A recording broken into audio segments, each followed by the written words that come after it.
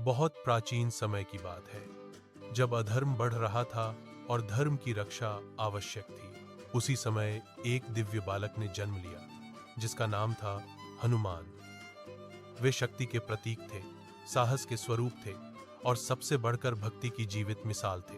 हनुमान का जन्म माता अंजना के गर्भ से हुआ और उन्हें पवन देव का आशीर्वाद प्राप्त था। एक दिन बाल हनुमान ने आकाश में चमकते सूर्य को देखा। उन्हें वह पका हुआ फल लगा। हौंसते हुए वे आकाश की ओर उछल पड़े। देवता चिंतित हो गए। इंद्रदेव ने वज्र से प्रहार किया। हनुमान मूर्छित होकर गिर पड़े। यह देखकर पवन देव क्रोधित हो गए और उन्होंने वायु का संचार रोक दिया। सृष्टि संकट में पड़ गई।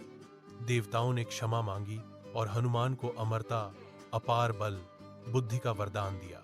परंतु उनकी शक्ति को संतुलित रखने के लिए उन्हें अपनी सामर्थ्य भुला दी गई, जब तक सही समय न आए। समय बीतता गया। हनुमान वानर रूप में एक बुद्धिमान और विनम्र सेवक बन गए। उनका जीवन तब बदल गया जब उन्होंने भगवान श्री राम को देखा। एक दृष्टि में ही हनुमान समझ गए यही उनके स्वामी हैं। उन्होंने चरणों में शीश झुकाया और कहा, प्रभु, मैं आपका हूं, आज्ञा दीजिए। यहीं से हनुमान का जीवन सेवा और समर्पण बन गया। जब माता सीता को लंका ले जाया गया, तब हनुमान आगे आए। जामवंत जी ने उन्हें उनकी भूली हुई शक्ति याद दिलाई।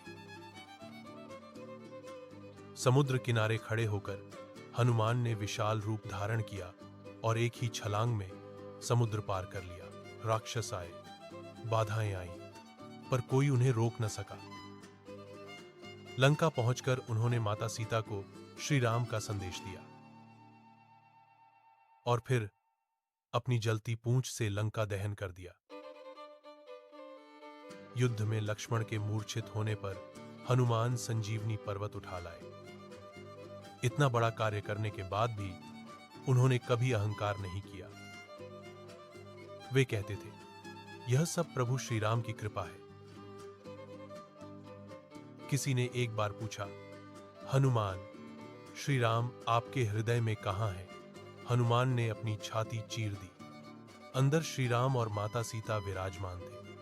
यही है सच्ची भक्ति। हनुमान सिखाते हैं, शक्ति के साथ विनम्रता, साहस के साथ करुणा, भक्ति बिना अपेक्षा।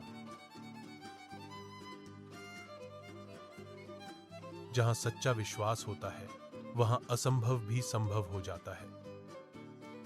जब तक संसार में धर्म रहेगा, जब तक राम का नाम लिया जाएगा, हनुमान सदैव जीवित रहेंगे, क्योंकि जहां राम है, वहां हनुमान स्वयं उपस्थित है।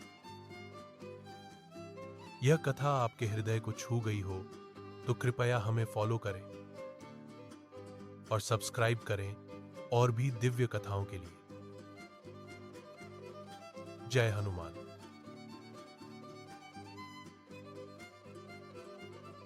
जय श्री राम।